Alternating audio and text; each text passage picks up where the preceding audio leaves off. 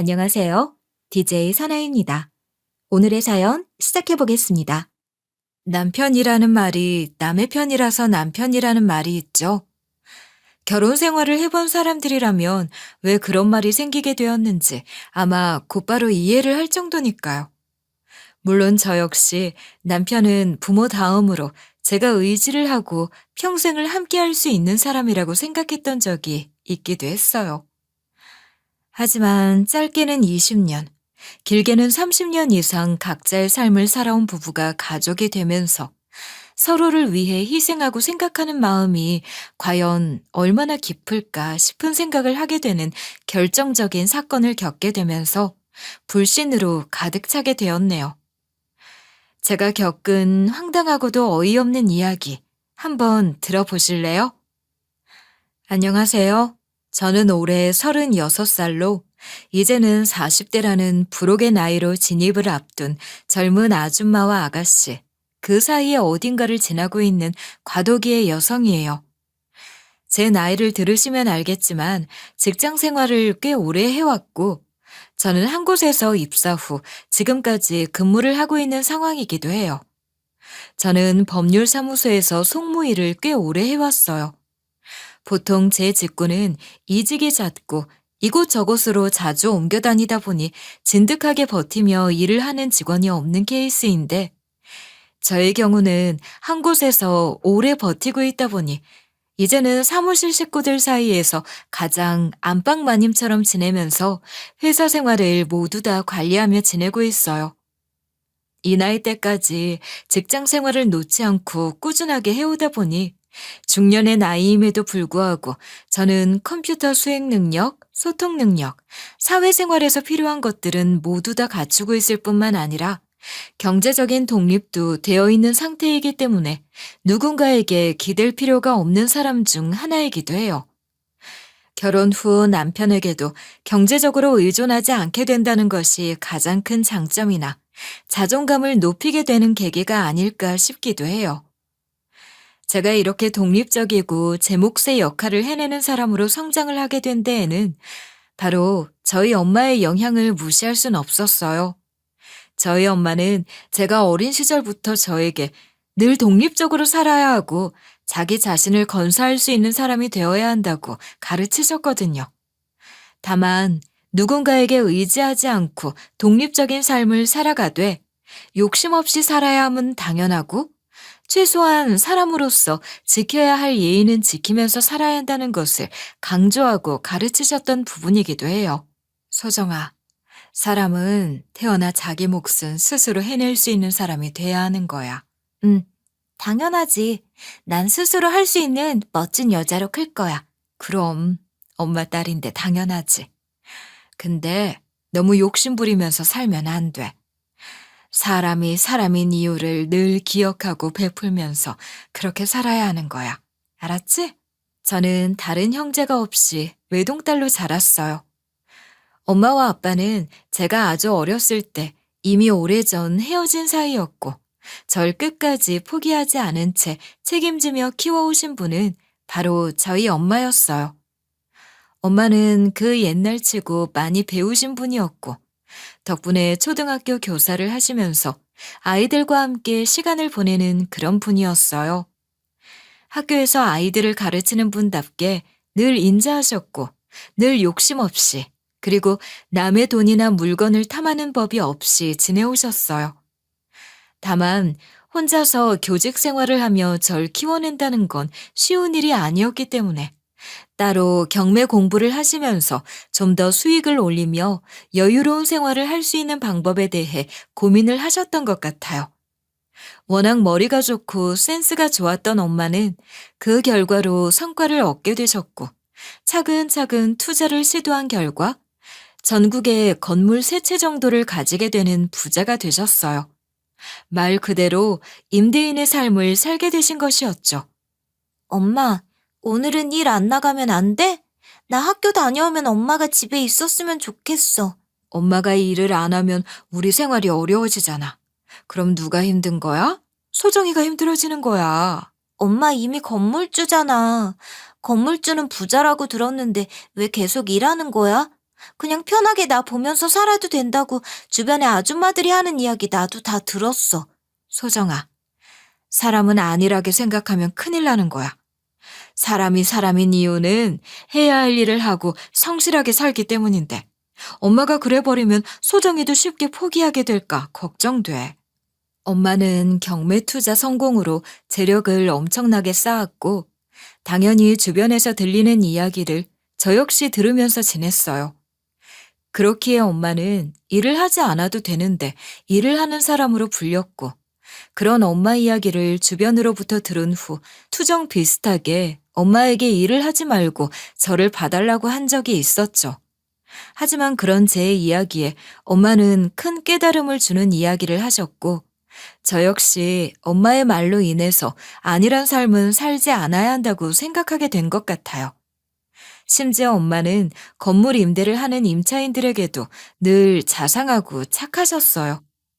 사정이 어렵거나 장사가 잘 되지 않아서 월세를 내지 못하는 임차인들이 있다면 임대료를 깎아주기도 하고 요즘 말처럼 착한 임대인처럼 월세를 받지 않고 무상으로 빌려주시는 경우도 있었거든요. 언젠가 한 번은 그런 엄마의 엄청난 배려가 이해가 되지 않아서 엄마에게 물어본 적도 있었어요. 엄마, 임대도 사업인데 그렇게 사람들 사정을 다 봐줘가며 돈도 안 받고 그러면 우리는 뭐 먹고 살아? 그러다 임차인들도 엄마 우습게 보면 어쩌려고 그래. 소정아, 지금 우리 임대하는 사람들 엄마랑 적어도 5년은 넘은 사람들이야. 그 집에 숟가락이 몇 개인지 상황이 어떤지 다 아는 사람들이고 이 사람들로 인해서 엄마랑 네가 살 수 있는 건데 너무 야박하게 굴면 안 좋아. 그래도 걸핏하면 월세 깎아달라, 뭐 해달라, 악용하는 사람도 있잖아. 물론 그런 사람들도 있지. 하지만 안 그런 사람들도 많아. 그래야 엄마도 살고 임차인들도 살고 상생을 하는 거야. 너도 나중에 마음을 곱게 쓰면서 꼭 그렇게 살아. 저희 엄마는 임차인들과 함께 상생하는 법을 아주 정확하게 알고 계시는 분 같았어요. 저희 엄마를 한마디로 정리해보면 돈보다는 사람이 중요한 사람이었고 엄마만의 방식과 가치관이 아주 명확한 분이었죠. 그런 엄마 밑에서 자란 저는 그 영향을 고스란히 받았고 당연히 돈보다는 사람, 그리고 늘 검소하고 솔직하며 내 몫은 해내는 사람이 되어야 한다는 생각으로 자라났어요. 그렇게 성인이 된 후 20대 중초반의 나이에 지금의 남편을 만나게 되었는데 처음 만날 당시 남편은 상당히 밝은 사람이었고 저에게 매우 친절한 모습에 반해 연애를 시작하게 되었어요. 아주 어리지도 않고 그렇다고 아주 나이가 들지 않은 20대의 중간 지점에 남편을 처음 만나 자연스럽게 5년이라는 시간을 함께 했어요. 그리고 서로가 결혼 상대라는 것을 의심하지 않았고 그렇게 자연스럽게 결혼까지 이어지게 되었어요. 오래 만나온 사이이다 보니 저는 자연스럽게 연애를 하면서 남편에게 저의 가정 환경부터 살아온 삶의 환경, 그리고 엄마의 재력에 대한 부분까지 모두 다 솔직하게 털어놓곤 했어요. 우리 아빠는 내가 아주 어릴 때 엄마랑 헤어지셨고 난 엄마랑 단둘이 살아. 그럼 어머니는 널 이때까지 이렇게 바르게 키워주신 거야? 정말 대단하신 분이구나. 우리 엄마는 대단한 사람이야. 교사이면서도 경매 공부 혼자 하시면서 투자까지 성공하셔서 건물이 세 채나 되시거든. 내 재산은 아니지만 엄마는 정말 대단한 사람이고 난 엄마 따라가려면 멀었어. 너도 충분히 멋있고 대단한 사람이야. 그러니까 내가 널 이렇게 좋아하지. 두 모녀 파워가 장난 아니네. 내가 앞으로 잘해야겠는데? 남편은 저희 엄마에 대한 이야기, 그리고 저에 대한 아주 내밀한 이야기까지 모두 다 하게 되었을 때 오히려 대단하다는 이야기를 하며 인정을 해준 아주 다정한 사람이었어요. 함께 산 건 아니지만 5년이라는 적지 않은 시간 동안 함께 해오면서 남편이 단 한 번도 절 실망시킨 적이 없었고 그렇기에 저는 남편과의 결혼을 자연스럽게 고민 없이 결정하게 된 것이기도 했어요. 그만큼 남편에 대한 믿음이 강했고 세상 사람들이 다 저를 배신한다고 해도 엄마 다음으로 절 믿고 지켜봐 줄 수 있는 사람이 남편이라는 생각을 했거든요. 남들은 장기 연애를 한다면 맞지 않는 부분들이 느껴지기도 하고 실망도 하게 되면서 마음이 식어 헤어지는 일이 많았다고 했는데 저에게는 그런 일들이 공감이 가지 않을 정도로 낯선 일들이었어요. 결혼 전 남편의 모습에는 이상한 느낌도 없었고 결혼을 하지 말아야 할까 고민까지 해야 할 찜찜한 기색이 전혀 없었기 때문이죠. 그렇기에 오히려 저의 경우에는 남편과의 결혼을 결정하게 되는 것에 있어서 딱히 고민을 하게 되는 부분이 없었어요. 오히려 친구들이 절 부러워할 정도였으니까요. 야, 민영이랑 소정이는 진짜 5년 내내 한 번도 싸우는 거 본 적도 없더니 결국엔 결혼을 한다고 하네. 신기하다. 그래, 쟤네는 내가 남자친구 한 5번은 바뀔 동안 헤어지지도 않고 잘 만났잖아. 결혼은 저런 사이끼리 해야 되는 건가 봐. 부럽다, 야. 다른 건 몰라도 난 남편 하나는 잘 만난 것 같긴 해. 너네도 부럽지? 얼른 민영이 같은 남자 만나서 너네도 결혼해. 기집애, 부럽다. 암튼 결혼 축하한다. 부케는 내가 받을 거야. 아무도 안 돼? 아, 그래. 내 다음은 너니까 네가 받아. 남편과의 결혼을 결정하고 준비를 하는 과정에서 저에게는 재앙과 같은 일이 생기게 되었어요. 적어도 저에게는 세상이 무너지는 일이나 다름이 없었죠. 그건 바로 제 유일한 가족이자 의지 대상이었던 엄마에게 암이라는 불청객이 찾아오게 된 일이었어요. 엄마의 가난 판정은 제가 이성을 잃고 모든 걸 놓아버리기에 충분한 사건이었어요. 그리고 그때에도 절 놓치지 않고 버티면서 감싸준 것이 바로 지금의 남편이었기도 하고요. 이제 어떡해? 나에게는 엄마가 가족의 전부인데 엄마가 갑자기 이렇게 아프면 내가 어떻게 해줘야 돼? 네가 여태 못 해준 게 없는데 무슨 말을 또 그렇게 해. 괜찮아. 지금처럼 그렇게 잘해주면 돼. 엄마가 갑자기 내 인생에서 사라지면 난 어떡해. 자신도 없고 엄마도 못 보겠어. 걱정 마. 우리 같이 하면 돼. 어머니 간병도 아픔도 내가 네 옆에서 함께 나누고 싶어. 우리 빨리 결혼하자. 남편은 저희 엄마의 암 진단을 듣고는 오히려 더 빠르게 결혼을 해서 함께 상황을 해결해 나가자고 제안을 해줬어요. 저 역시 엄마가 살아계실 때 결혼을 하는 모습을 보여주고 싶은 마음에 서둘러 결혼을 하게 되었어요. 그렇게 다른 것들은 고려하지 않은 채 오직 빠르게 결혼을 하는 것을 목적으로 결혼을 진행했고 많은 사람들을 초대해 성대한 결혼식을 올려주고 싶다는 엄마의 뜻을 담아 결혼식을 치렀어요. 그리고 난 후 곧바로 엄마는 병원에 입원을 하게 되셨고 가난 말기 투병 생활을 돕는 간병 생활이 시작되었어요. 처음에는 집에서 항암 치료만 받으면서 통원 치료를 해왔는데 병세가 악화되면서 결국에는 체력적 한계를 느끼신 후 병원에 입원을 하시면서 본격적 치료를 받게 되셨어요. 힘든 항암 생활이긴 했지만 절 혼자 두고 갈 수 없다는 엄마의 강한 의지는 꽤 빛을 발했어요. 매번 항암 치료를 할 때마다 항암제가 잘 듣길 기도하며 시도를 했지만 이미 넓게 퍼진 암은 잘 듣지 않았고 그럼에도 포기하지 않은 채 엄마는 노력을 해주셨어요. 그렇게 결혼 후 5개월 정도 엄마 간병에 매달리고 있었고 남편은 퇴근을 하면 곧바로 엄마 병실로 와 밤을 새우며 간병을 해줄 정도로 진심을 다해 엄마를 위한 간병을 해줬어요. 남편은 결혼을 한 지 얼마 되지도 않은 시점인데도 저희 엄마 병간호를 누구보다 열심히 해줬고 진심을 다해준다는 것이 제가 스스로 느껴질 정도였어요. 그런 마음이 느껴지니 고마움에 몸둘 바를 모르겠더라고요. 내 엄마고 내가 간병을 해야 하는 건 당연한 일인데 오빠가 이렇게 도와준다는 거 너무 고마워. 말로 표현이 안 될 정도로. 내가 말했지? 결혼하면 가족이고 그럼 나도 아들처럼 당연히 같이 해줘야 한다고. 그런 생각 절대 하지 마. 사위도 아들이다. 나중에 나도 후회 안 하려고 그러는 거야. 어쩔 땐 나보다 더 열심히 솔선수범하니까 그렇지. 나도 양심이란 게 있으니 미안하고 늘 고마워. 내가 잘할게. 또 대가 바라면서 하는 거 아니라고 했는데 그렇게 선 그으면서 말한다. 한 번 더 말하면 나 서운하다.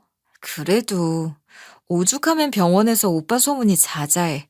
내가 딸인데 사위가 더 친아들 같다고. 소문 다 났어. 오빠 이 병원에서 유명 인사야. 그래? 평생 살면서 주목 한 번 안 받아봤는데 역시 장모님 덕분에 스포트라이트도 받아보는구만. 남편의 노력이 너무 고맙고 감사한 마음에 이런저런 이야기를 했더니 오히려 상황을 가볍게 넘겨주니 더 고맙더라고요. 남편은 그렇게 누구보다 열심히 간병을 시작했고 친자식도 그리고 부부 사이에도 하기가 힘들다는 간병을 무려 1년이라는 시간 동안 단 한 번도 변하지 않고 유지를 했어요. 그리고 변함없이 꾸준하게 엄마를 위해 노력을 해주는 그 모습을 보면서 남편의 진심을 충분히 봤다고 믿었어요. 엄마 이외의 가족은 남편뿐이라고 믿으면서 의지를 하게 된 계기이기도 하고요. 그러던 어느 날 엄마로부터 남편의 수상한 행동에 대해 우연하게 듣게 되는 일이 생겼어요. 그리고 그 이야기를 듣게 되니 무슨 일이 있는 건 아닐까 상당히 찜찜한 마음이 드는 건 사실이더라고요. 소정아, 민영이 요즘 나랑 있다가도 어디서 전화만 오면 경기 일으키듯 밖으로 전화 들고 급하게 나갔다 들어와. 한 번 나가면 꽤 오래 있다 안 들어오고. 너 뭐 아는 거 없어? 글쎄, 나한테는 별말 한 게 없는데. 왜, 놀라서 나가는 게 안 좋은 일 같아? 놀라는 게 좋은 일 같진 않던데. 네 남편 워낙 유명해서 주변 환자, 보호자들도 다 아는데 민영이가 전화 오면 그렇게 통화를 오래 하기도 하고 구석에 막 울기도 한다고 하더라. 뭐? 오빠가 운다고? 그래. 보통 일은 아닌 것 같은데 네가 한번 확인해봐. 네 남편인데 너무 관심 없는 거 아니니? 엄마의 이야기를 들으니 가볍게 넘길 일은 아니라는 생각이 들었어요. 모르긴 몰라도 남편에게 문제가 심각하게 생긴 건 맞구나 싶은 생각이 들었고, 전 그대로 두고 볼 수 없다고 생각을 해 남편을 불러 바로 무슨 일이 있는 건지 사실대로 이야기를 하라고 했어요. 제 물음에 처음에는 답변도 하지 않으려 하고 숨기려고만 하더라고요. 이대로 넘어갈 수 없다고 생각했던 저는 정색을 하며 남편을 닥달하기 시작했고, 제 최근에 졌는지 남편은 솔직하게 이야기를 하더라고요. 사실 아빠한테 문제가 좀 생겼어. 근데 그걸 엄마는 모르고 계셔서 나한테 연락하는 거야. 그동안 저는 엄마 걱정으로 인해서 남편과 시댁 일에 대해서는 별로 큰 관심을 보이지 않고 지냈고, 남편 역시 저에게 시댁 이야기를 시시콜콜 하지 않았기 때문에 별다른 생각이 없이 지내왔어요. 그래서인지 남편의 시아버지 이야기를 들으니 저도 모르게 한 대 얻어맞은 것 같더라고요. 시댁은 처음 결혼을 할 당시부터 시아버지가 크게 사업을 한다는 이야기를 한 적이 있었고, 그 당시에는 막연하게 시아버지가 일을 하시니 우리가 노후 책임을 질 일은 없겠구나 싶은 생각만 하면서 결혼을 했고, 그 이후에 시아버지 사업 자체에 큰 관심을 두지 않고 지내고 있었기도 했고요. 그런데 그런 시아버지에게 문제가 생겼다는 이야기를 들었고, 심지어 보통 일이 아니라는 걸 알게 되었어요. 아버지 사업이 완전히 망한 거야? 그래서 지금 난리가 난 거야? 그게 아니라 아버지가 평소 잘 알고 지내는 무당이 있는데 그 무당 말만 믿고 무리하게 빚을 내서 임대사업에 확장을 하고 투자를 하셨나 봐. 근데 그게 잘못돼서 바닥에 나앉게 생겼어. 뭐라고? 무당 말을 믿었다고? 진짜 순식간에 빚더미에 앉았고 해결이 안 되니 엄마에겐 말 못하고 나랑 형에게만 얘기했어.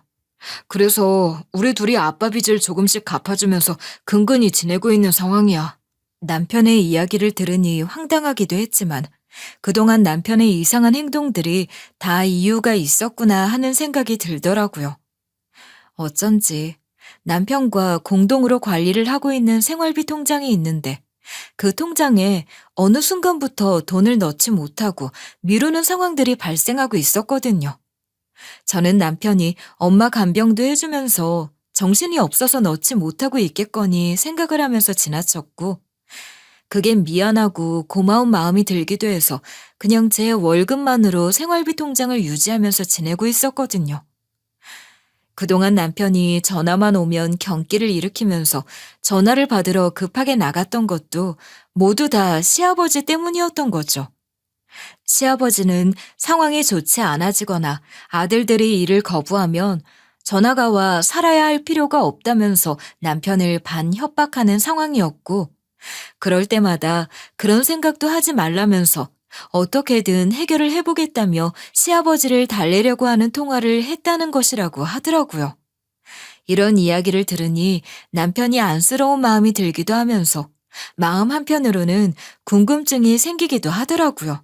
그런데 왜 시어머니에게 이 상황을 비밀로 하는 거야? 그냥 말하는 게 낫지 않아? 그 무당이랑 아버지가 좀 그렇고 그런 사이인가 봐. 그거 이미 엄마가 알고 계시고. 근데 그 여자 말 믿고 투자까지 했다는 거 알게 되면 아빠는 진짜 엄마한테 죽은 목숨이나 다름이 없어. 절대 알면 안 돼. 결국 무당과 내연 관계를 유지하고 있던 상황이기 때문에 이 사실을 시어머니가 알게 되면 상황이 더 심각해질까 숨겨야만 하는 상황이었던 것이더라고요. 남편의 답답하지만 해결 방법이 없는 이야기를 모두 들은 후, 위로를 해준 후, 엄마에게 돌아가 이 사실에 대해 모두 다 이야기를 했어요. 그러자 엄마는 조심스럽게 이야기를 하더라고요. 예, 그럼 그냥 내가 그 문제를 해결을 좀 해주면 안 되니? 민영이가 나한테 얼마나 잘했는데 내가 그 정도는 해줄 수 있을 것 같은데. 엄마가? 에이, 됐어. 가족이라도 돈벌이는 하는 거 아니래. 그리고 한 번 하기 시작하면 끝도 없을 것 같고. 나중에 진짜 심각한 일이 생겨서 필요할 때 그때 도와줘. 알았지? 엄마의 제안을 듣고 나는 절대 그럴 수 없다고 생각했기 때문에 딱 잘라 선을 그었어요. 아무리 고마운 일이라고 하더라도 안 되는 건 안 되는 게 맞으니까요. 그 일이 있고 난 후 보름이 지난 후에 비로소 남편의 얼굴이 좀 펴지는 걸 느꼈어요. 아무래도 느낌이 시아버지 일이 해결된 것 같아서 물었더니 그렇다고 해맑게 이야기를 하더라고요. 거래처에서 시아버지에게 돈을 다 못 주고 있었던 상황에서 돈길이 막혔었는데 그 돈을 받게 되었고 자금이 조금 뚫리게 되면서 투자 손해본 것을 간신히 일부 메꿀 수 있었다고요. 어떤 식으로든 일이 잘 해결되었다고 하니 저도 마음이 좀 놓이더라고요. 그런데 당장 눈앞에 있던 일들이 해결이 되고 나니 남편은 엉뚱한 곳으로 관심을 가지기 시작하는 눈치였어요. 소정아, 이제 장모님 간병도 힘들고 병원비, 앞으로 상황들, 장모님 재산 이런 거 대비해야 하는 거잖아. 그래서 내가 미리미리 준비를 해보려고 알아봤어. 뭘 알아봐? 이게 다 뭐야? 당신 지금 우리 엄마 장례식장, 수목장 알아보고 다녔어? 막상 닥치고 일어나면 정신없어서 못한대. 당장은 아니라고 해도 일어날 일이니까 미리 준비하는 게 좋은 거잖아. 너 힘들까봐 내가 하고 온 거야. 남편은 본인 근심이 다 해결이 된 건지 뭔지 저희 엄마 죽을 날만 기다리는 것처럼 보이는 태도를 취했고 저는 그 모습을 보니 화가 잔뜩 나면서 견딜 수 없겠더라고요. 그래서 남편에게 불쾌한 티를 숨기지 않고 그대로 다 드러냈고 지금 당장 이런 생각과 행동을 한 것에 대해 하지 말라는 듯한 이야기를 하며 화를 냈어요. 하지만 남편은 오히려 제가 화를 내는 것이 이해가 가지 않는다는 듯이 이야기를 하면서 계속해 자기만의 이야기를 하더라고요. 어이가 없기도 하고 황당하기도 해서 그날 남편과 병원 복도가 울려 퍼질 정도로 큰 소리를 내면서 말다툼을 했어요. 그리고 그 일이 있고 난 후 남편의 행동이나 말투 모두 다 짜증이 나면서 이야기도 섞기 싫더라고요. 병원에 오지도 말라고 쫓아내버렸어요. 지금 뭐 하는 짓이야? 내가 언제 당신한테 이런 거 해달라고 했어? 우리 엄마 아직 살아계셔. 누가 뭐래? 미리 준비하자는 거지. 갑작스러우면 힘들잖아. 내 친구 어머니 경우도 시끄러워. 당신 지금 선 넘는 거야. 우리 엄마 빨리 가라고 고사지네? 갑자기 정 확 떨어진다, 오빠. 그날 남편의 행동은 아무리 생각을 하고 이해를 하려고 해도 할 수가 없었어요. 그날 이후 남편은 꾸준하게 연락을 해오면서 상황을 해결하려고 했는데 저는 답장도 하지 않고 아는 척도 하지 않았어요. 남편의 이야기라면 그 어떤 것도 듣고 싶지 않을 정도였으니까요. 그 와중에 엄마의 상태는 급격하게 나빠지기 시작했고 그 모습을 기회 삼듯 엄마 재산에 대해 좀 더 노골적인 관심을 드러내기 시작하더라고요. 저는 그런 남편의 행동과 말에 점점 더 정이 떨어지는 중이었는데 그 와중에 남편의 속내와 더러운 본심을 알게 되면서 남편과의 관계에서 균열이 생기고 있었죠. 물론 엄마가 좋지 않은 상태라는 걸 잘 알고는 있었지만 그래도 희망을 가지고 이겨내길 간절히 바랬어요. 하지만 엄마의 병세는 의사의 진단 결과에 따라 하루가 다르게 나빠지기 시작했어요. 그리고 결국 의사가 예견을 했던 3주를 끝내 넘기지 못한 채 저 혼자 이 세상에 둔 채 먼 길을 떠나버리셨거든요. 누군가를 떠나보낸다는 건 아무리 마음의 준비를 하고 대비를 한다고 해도 쉽지 않은 일이라는 걸 체감했어요. 그렇다고 엄마가 떠난 이후의 자리를 정리하지 않고 망연자실 할 수는 없다는 걸 잘 알고 있었기 때문에 어떻게든 정신을 다잡고 엄마 장례를 치르고 있었어요. 남들이 보기에도 정상이 아닌 모습으로 시간을 보내고 있었죠. 그런 제 모습을 가만히 지켜보던 남편은 안쓰러운 마음이 든다는 듯이 다가와 저에게 말을 했어요. 요 며칠 장모님 돌아가시기 전부터 잠 한숨도 못 자고 있잖아. 내가 장례식장 지킬 테니까 집에 가서 샤워라도 좀 하고 조금 눈이라도 붙이고 와. 어? 엄마가 돌아가시기 며칠 전부터 속이 보이는 태도로 엄마가 죽기만을 기다렸던 사람 같았던 남편이었기 때문에 더는 이야기를 하고 싶지도 않았고 상대도 하고 싶지 않았어요. 당연히 남편의 이야기에 대꾸도 하지 않은 채 무시를 하고 가만히 있었어요. 그 모습을 보더니 남편은 한숨을 크게 쉬면서 이야기를 마저 하더라고요. 내가 여기서 더 뭘 하겠어. 아무 일도 안 생겨. 한두 시간 사이에 내가 뭘 하겠니?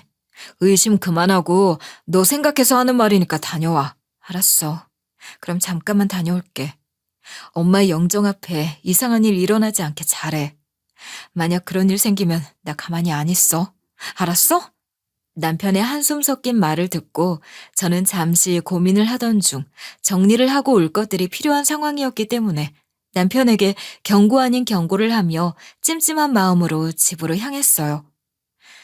하지만 마음이 찜찜한 느낌은 늘 이상하게도 잘 들어맞듯 집으로 가는 내내 그리고 도착을 해 씻고 있는 내내 마음이 불안하고 초조하더라고요.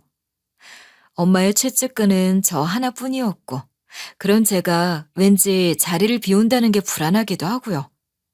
그런 불안감은 결국 더 커졌고 이대로 편하게 쉴 수도 없겠다는 생각이 들어서 얼른 정리를 해버린 후 장례식장으로 향했어요. 장례식장으로 향해 급하게 가던 중 발인을 앞둔 시점에 미처 병원비 정산을 하지 못했던 것들이 떠올랐어요. 그래서 들리는 김에 빠르게 원무과에 들러 정산도 하고 엄마 사망 진단서부터 필요한 서류를 함께 발급받아서 가야겠다고 생각했어요. 그런데 원무과 앞으로 간 저는 그곳에서 뜻밖의 사람이 서 있는 걸 발견했어요. 놀랍게도 바로 제 남편이었죠. 남편은 그곳에서 서류 이것저것을 열심히 떼면서 모으는 모습을 보이고 있더라고요. 남편이 굳이 저희 엄마와 관련한 것들을 모으고 확인할 이유가 없음에도 열심히 뭔가를 하는 남편을 그대로 지켜보다가 남편이 자리를 떠난 후 빠르게 응대를 했던 원무과 직원에게 다가가 확인을 했어요. 저기 방금 바로 앞에 서류 떼간 사람 아내 되는 사람인데요. 혹시 남편이 어떤 걸 떼어갔나요? 혹시 빠뜨린 게 있을까 해서 한 번 더 여쭤보려고요. 아, 장모님이라고 하면서 와이프분 대신에 서류를 떼러오셨다고 하더라고요. 진단서부터 연명치료 거부 서류, 사망 진단서, 보험 청구하고 행정 처리하실 때 필요한 서류는 다 떼어가신 것 같은데요? 배우자라고 소개를 하며 혹시 누락된 게 있을까 물어본다는 이야기로 원무과 직원에게 물으니 아무렇지 않게 이야기를 해주더라고요. 그런데 제 동의도 없이 저희 엄마 사망과 질병에 관한 진단서를 모조리 다 떼어갔다는 말을 들으니 황당한 마음이 드는 건 당연하고 동시에 불안감이 몰려오더라고요. 그렇다고 당장 찾아가서 왜 엄마 서류를 다 뗀 것이냐고 묻기에는 애매한 상황이라 마음이 찜찜한 채로 장례식장 뒤쪽으로 걸어가면서 생각을 하며 걷는 순간 남편의 목소리가 들려왔어요. 마치 엄청 화가 난 듯한 격앙된 말투로 이야기를 하고 있더라고요. 분명 누군가와 말다툼을 하고 있는 것 같았어요. 놀라서 몰래 뒤에서 누구와 대화를 하나 쳐다봤고 저는 그 사람이 누구인지 단번에 알 수 있었어요. 알고 보니 남편은 저 모르게 그동안 부부라는 점을 악용해서 엄마의 진단서와 서류 그리고 개인적 정보가 포함된 자료를 모두 수집했고 그를 통해서 엄마와 저 모르게 건물 상속 그리고 사망보험금이 자신에게 돌아올 수 있는 불법적 방법을 찾아 준비를 해왔던 것 같더라고요. 대화만 들어도 충분히 알 수 있었어요. 하지만 쉬운 일이 아니었고 끝내는 엄마가 세상을 떠나기까지 원하는 대로 흐르지 않게 되자 시아버지와 내연관계라고 했던 그 무당과 말다툼을 하며 다투고 있었던 것 같더라고요. 들으면 들을수록 그 내용도 가관이었어요. 그러니까 그렇게 잘해주면서 간이고 쓸개고 다 빼줬는데도 끝내 명의는 안 돌려주더라고. 독한 년. 그럼 영영 나한테 명의 돌릴 수 있는 방법이 없어요? 대신님 굿 좀 해주면 안 돼요? 굿도 그냥 할 수 있는 게 아니야. 어느 정도 정성이 있어야 하는 거지. 그냥 시장통에 널린 과일이랑 음식으로 감히 대신님 굿을 해? 그럼 지금 어떻게 하라는 거예요? 제가 장모한테 받은 건 돌아가시기 전 받은 1억 8천만 원이 전부인데 그것도 1억은 급한 대로 아버지 빚 맞고 나머지 8천은 대신님 정성금으로 드렸잖아요. 그거면 굿할 수 있지 못한다고 할 일이에요? 남편의 마지막 말을 듣고 나니 제가 몰랐던 사실들에 대해 알게 되면서 황당함과 분노가 함께 몰려오더라고요. 더는 그들 대화를 두고만 볼 수는 없었기 때문에 그들의 대화를 중단시킨 후 그동안은 남편 역시 들어본 적 없던 아주 차갑고 낮은 목소리로 이야기를 했어요. 화가 나니 초연해지고 차분해진 목소리로 이야기를 하게 되더라고요. 당신 지금 여기서 저 무당이랑 무슨 얘기를 하고 있는 거야? 무당과 격하게 말다툼 비슷하게 대화에 집중을 하던 남편은 제 차가운 목소리의 인기척을 느끼고 바라봤고 저는 그 상황들을 모두 다 녹음을 하면서 이야기를 계속했어요. 제가 모르면 몰랐을까. 이 모든 내용들을 다 알게 된 이상 그냥 넘어갈 수는 없는 문제라는 건 당연했으니까요. 원무과에서 우리 엄마랑 상관도 없는 사람이 서류를 떼고 그랬다더니 이게 다 이러고 있으려고 그랬구나. 당신 언제부터 거기서 몰래 엿듣고 있었던 거야? 내 말부터 들어봐. 처음부터 끝까지 다 들었다고 봐야 될 것 같은데? 난 이 일 절대 그냥 못 넘어가니까 그렇게 알아. 제가 모두 다 들었다는 이야기를 하며 휴대전화 녹음을 한 것을 보여주니 당황스러웠는지 갑자기 저에게 달려들어 휴대전화를 뺏으려 시도를 하더라고요. 남편이 힘으로 저에게 다가오면 아무리 저라고 하더라도 속수무책이기 때문에 그대로 당할 것 같더라고요.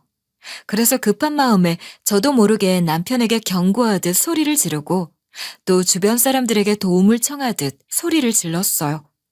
그랬더니 주변 사람들이 제 목소리를 듣고 몰려오기 시작했고 다행히 그 상황에서 남편도 절 어찌하지 못한 채 상황은 정리가 되었어요. 남편의 진짜 모습을 보게 되니 저는 더는 상종도 하고 싶지 않은 마음이 들었고 남편은 그 상황에도 불안했는지 절 계속 따라오면서 상황을 해결해 보려고 하더라고요. 하지만 이미 한 차례 소동이 일어난 상황이기 때문에 병원 보안분들이 도움을 주셔서 그나마 남편으로부터 벗어날 수 있게 되었어요. 일에는 순서가 있기 때문에 먼저 엄마 장례식을 정리해야 했고 장례식이 모두 끝난 후 저는 정식으로 경찰에 신고를 했어요. 그동안 법률사무소에서 근무를 하며 친하게 지냈던 변호사님에게도 연락을 해 솔직한 모든 상황을 이야기한 후 법적으로 처벌을 받을 수 있는 방법에 대해서도 문의를 하게 되었고요. 그동안 진심이라고는 단 하나도 없이 오직 저희 엄마의 재산을 노리면서 거짓 결혼 생활을 해왔다는 생각을 하니 치가 떨리는 수준이었고 다시는 남편을 상종하고 싶은 마음도 용서를 할 마음도 없었어요.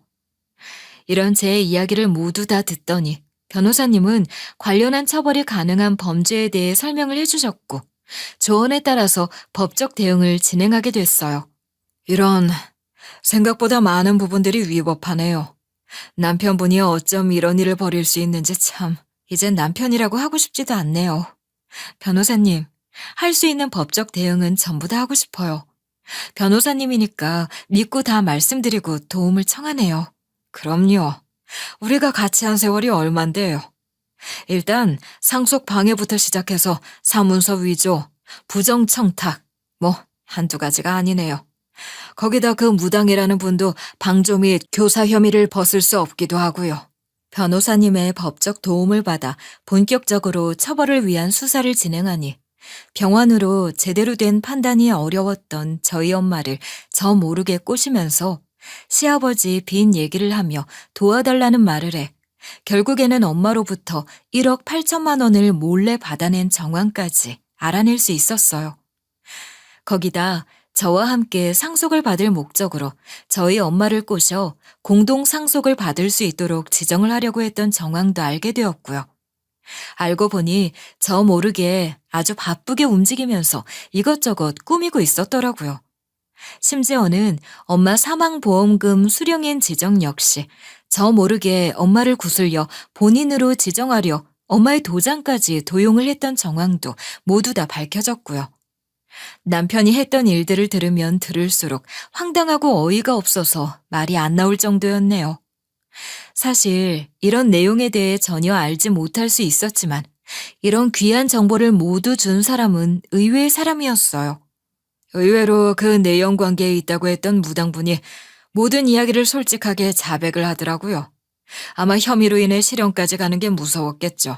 같은 편처럼 둘이 일을 꾸밀 땐 언제고 막상 궁지에 몰리니까 자기만 살겠다고 다 불어버리는 것도 참 얄팍한 관계네요. 그래도 그 관계가 저희한테는 오히려 유리하게 해줬으니 좋죠 뭐. 두 사람의 관계는 누구보다 끈끈할 것 같더니 오히려 처벌 위기에 놓이니 무당이 남편을 배신하고 모든 걸 다 불어내면서 정황들과 증거 그리고 혐의가 확실해지는 것 같더라고요. 다른 건 몰라도 그동안 인꼬 부부인 것처럼 저에게 잘해주고 제가 없을 때도 장모님인 저희 엄마를 간호해주던 그 모습이 진심이 아니라 사실은 저 모르게 명의도 바꾸고 저희 엄마 재산을 노리기 위한 작전이었다고 하니 너무 배신감이 들면서 화가 나더라고요. 그리고 운이 좋은 건지 그 무당은 자신이 한 말이 진짜라는 이야기를 하며 증거까지 모두 다 경찰 수사에 자진해서 제출을 했고요. 그 무당은 자신이 실형을 받는 것만은 피하고 싶은 마음에 모든 걸 다 실토했고 그 사실을 알게 된 전 남편에게 이미 정이 없었기에 떨어질 정도 차오를 분노도 없을 것 같았는데 또 그렇지 않더라고요. 그 말을 듣고 뒷골에 빡 힘이 들어오는 걸 느끼면서 알았네요. 사람이 어떻게 이렇게 파렴치하고 잔인할 수 있는지, 과연 얼마나 더 악해질 수 있는지 궁금해지면서 제대로 처벌을 받도록 하고 싶었어요. 상황이 이렇게 되니 남편뿐만 아니라 시아버지 역시 발등에 불이 떨어진 상황인지 절 급하게 찾아와서 이야기를 하더라고요. 예, 얘기 다 들었다. 그래도 가족끼리 이러면 안 되는 거 아니냐. 네가 네 남편을 고소하다니. 그럼 가족인데, 아내인데 남편과 아버님은 저한테 이래도 되는 거예요? 저 선처 없습니다. 그렇게 아세요. 내가 너 볼 면목이 없다. 그래도 너도 알다시피 네 시어머니가 이 사실을 알면 정말 큰일 난다. 그러니까 상황이 이렇게 되었어도 그 일은 끝까지 묻고 가줄 수 없겠니? 내가 제발 이렇게 부탁한다. 저한테 이렇게 무릎을 꿇으신다고 해결될 일은 아닌데요. 제가 그냥 둘 것 같으세요? 그럼 다 필요 없고 네 시어머니에게만 말하지 말아다오. 제발. 정말 치졸하게 다들 자기 상황만 앞세우며 맞기 급급한 모습들이 정말 한심하기 짝이 없더라고요. 이대로라면 대화가 끝날 것 같지 않다는 생각이 들었고 저는 시아버지를 돌려보내기 위해서 일단은 알겠다고 이야기를 한 후 돌려보냈어요. 하지만 제가 이렇게 된 마당에 이런 이야기를 시어머니에게 비밀로 할 이유가 전혀 없었죠. 어차피 다 밝힐 작정이었기 때문에 시아버지의 사정도 저에게는 큰 의미가 없었어요. 하지만 모든 일에 순서가 있듯 일단은 절 배신하고 저희 엄마 재산까지 노렸던 남편에 대한 응징을 하는 게 순서였죠. 그래서 일단은 남편에게 형사 고소를 한 사안에 집중을 했고 남편은 결국 심각한 범죄들로 인해서 재판으로 넘겨지게 되면서 징역 3년이라는 실형이 선고되었어요. 실형 선고까지 되는 상황이 되자 저는 남편이 어떤 태도로 어떤 마음으로 있을지 궁금하더라고요. 마지막이다 생각을 하고 남편이 수감되어 있는 교도소로 면회를 갔어요. 뭐야, 왜 왔어? 내가 이렇게 갇혀 지내는 꼴이 얼마나 우스운지 보러 왔어? 난 조금이라도 반성을 할 줄 알았는데 역시 사람은 안 변하는구나. 당신 건강하겠어? 갑자기 변하면 큰일 난다고 해서 걱정을 좀 했는데 말이야. 너 어떻게 부부끼리 이렇게 할 수가 있어? 그리고 내 덕분에 너도 좀 편하게 엄마 간병할 수 있었던 거 아니야? 네가 이러고도 잘 살 것 같아? 너 천벌 받아. 천벌이 그렇게 흔한 건 아니지 않나? 천벌은 네가 받아야지. 됐고 지금이라도 안 늦었으니까 너 선처해. 안 그러면 나도 가만히 안 있어. 저는 그래도 벌도 받고 그런 환경에 놓이게 되면 반성을 조금이라도 할 것이라고 생각했는데 그건 어디까지나 착각이었더라고요. 그 모습을 보니 남편으로도 아니 인간으로도 실격인 사람을 내가 골라 평생을 함께할 위험한 생각을 했구나 싶은 생각이 들더라고요. 이제라도 그 본 모습을 알게 되면서 정리를 할 수 있다는 것에 다행이라고 생각을 했어요. 이와 동시에 저는 남편에 대한 선처를 해주지 않기로 했어요. 그리고 이에 더해 단 한순간도 같은 가족관계 증명서에 있고 싶지 않은 마음에 곧바로 이혼소송도 함께 진행했어요. 남편의 범죄 사실에 대한 부분은 분명한 유책 사유였기 때문에 이혼소송 진행을 한다는 것 자체도 사실상 그리 어렵지 않았어요. 그래서 이혼소송도 형사소송과 함께 그리 어렵지 않게 진행이 되기도 했고요. 어떤 면에서는 현재 사회에 나와 있지 못하고 교도소에 들어가 있는 남편을 상대로 한 이혼소송이기 때문에 불리하게 작용하도록 만드는 건 아닐까 싶은 생각이 들었을지 모르지만 교도소에 있다고 하더라도 소장을 받고 대응하는 건 그리 어려운 일이 아니기 때문에 상관이 없다고 변호사님께서 조언을 해주시더라고요. 오히려 너무 명확한 유책 사유로 이혼 사유로 인해서 남편이 반박도 하지 못하고 방어도 하지 못하는 소송이었기 때문에 어려움 없이 이혼에 이르게 되는 것이기도 했고요. 이런 상황까지 이르자 어떤 일이 일어나고 있는지 전혀 모르고 계시던 시어머니는 남편을 고소하고 이혼까지 한 사실을 듣고는 씩씩거리며 절 찾아와 나쁜 년 취급을 하며 욕을 하더라고요. 너 그동안 엄마 아프다고 해서 시댁일 빠져도 뭐라고 안 하고 지냈는데 기다려준 결과가 이거니? 네 남편 형사고소는 뭐고 이혼은 또 뭐야? 이 배은망덕한 년. 어머니는 아무것도 모르시니 충분히 그러실 수 있어요.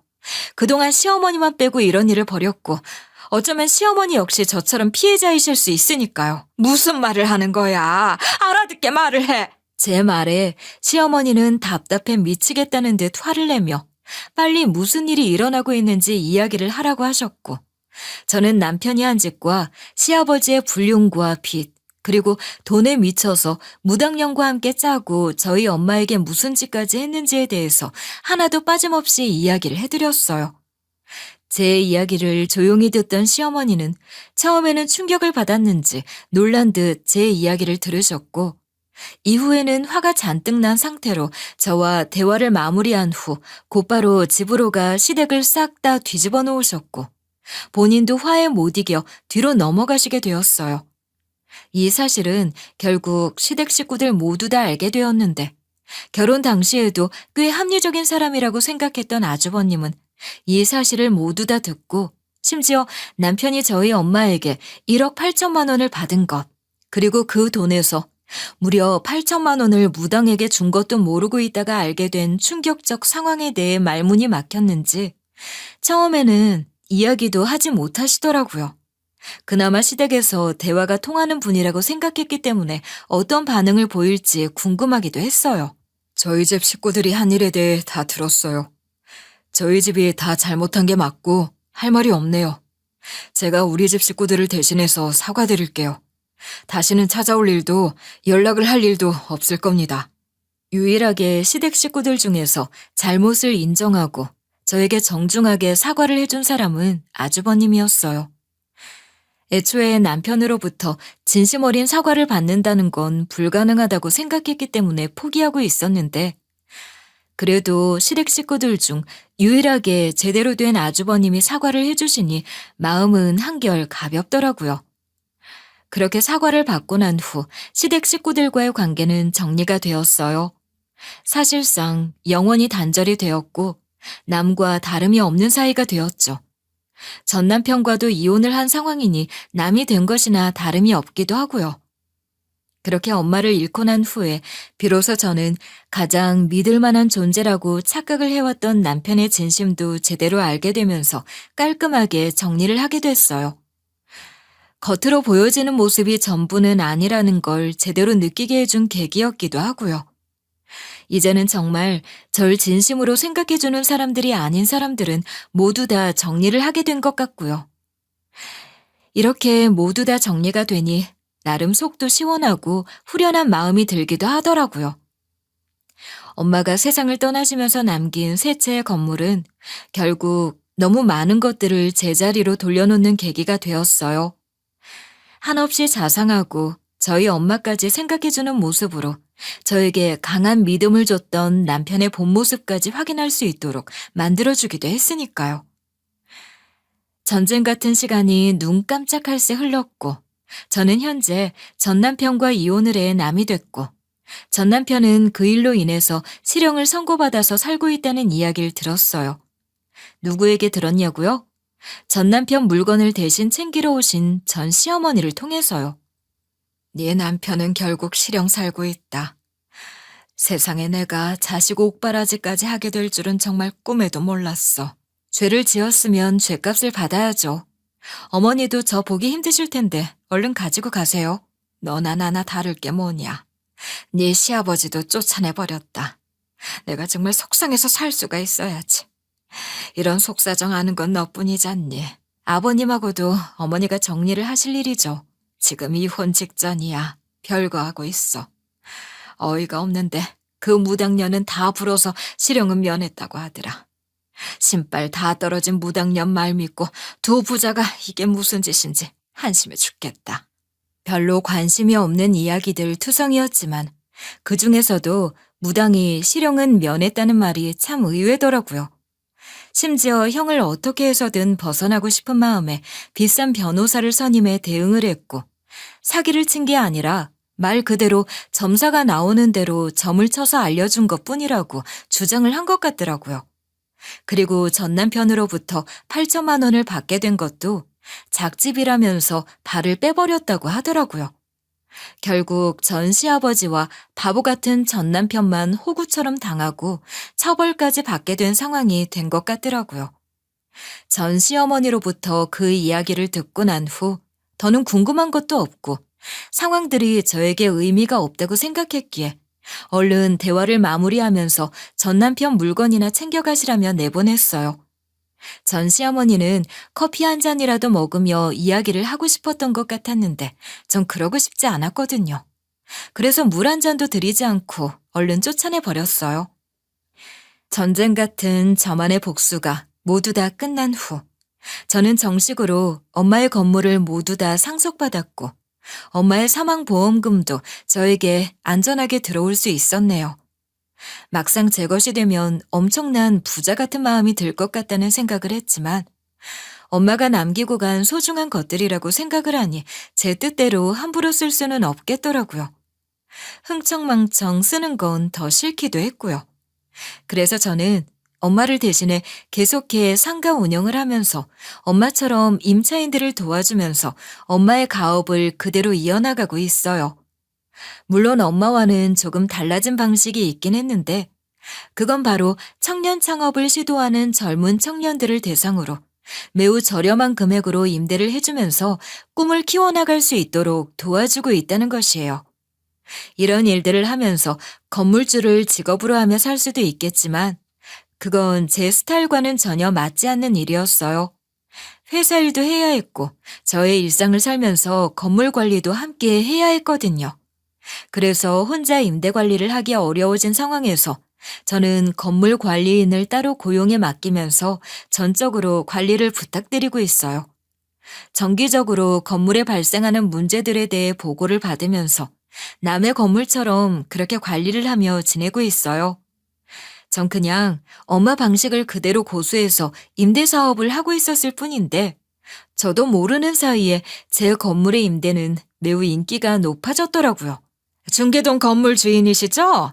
매물이 나오자마자 급하게 나가야 돼서 집주인분에게 이렇게 먼저 연락했어요. 아, 네. 관리인분이 따로 있긴 한데 임대 때문이신가요? 아, 그렇죠. 워낙 인기가 좋은 매물이라 나오기만 하면 나가잖아. 아, 그래서 말인데 다른 건물들도 우리 부동산에 맡겨주는 게 어떨까 싶기도 해서 겸사겸사 전화드렸어요. 요즘 임대가 잘 안 된다고 하던데 인기가 많다니 좋긴 하네요. 아유, 말도 마. 소정신의 건물은 인기 폭발이야. 워낙 임대료도 싸고 착하고 그래서 나오기만 하면 오픈런해 가면서 계약한다니까. 요즘 이런 건물주 없어. 사실 엄마 때만 해도 인터넷이 활발하지 않았기 때문에 소문이 나지 않았을 뿐. 저보다 엄마가 훨씬 더 착한 임대인에 속했는데 그 유명세를 제가 다 받게 되니 엄마에게 고맙기도 하고 미안한 마음이 들기도 하더라고요. 어쨌든 저는 이렇게 계속 좋은 마음으로 가진 것을 베풀면서 엄마의 가르침대로 살아나가려고 해요. 세상에서 가장 가까웠던 사람에게 배신을 당하고 상처를 받는 경험도 했지만 오히려 그보다 먼 사람들에게 베풀면서 또다시 사람을 믿고 좋은 사람은 분명히 있다는 걸 확인하면서 지내고 싶기도 하고요. 그리고 이런 마음은 결국 언젠간 저에게 다시 돌아올 것이라고 믿어요. 전 남편은 감옥에서 지내면서도 저에게 꾸준히 편지를 하고 있어요. 이제서야 상황이 다르게 보였는지 갑자기 반성 모드로 돌아서면서 잘못을 이야기하고 출소 후 다시 잘해볼 수 없냐는 식의 궤변을 늘어놓은 편지였을 뿐이긴 하지만요.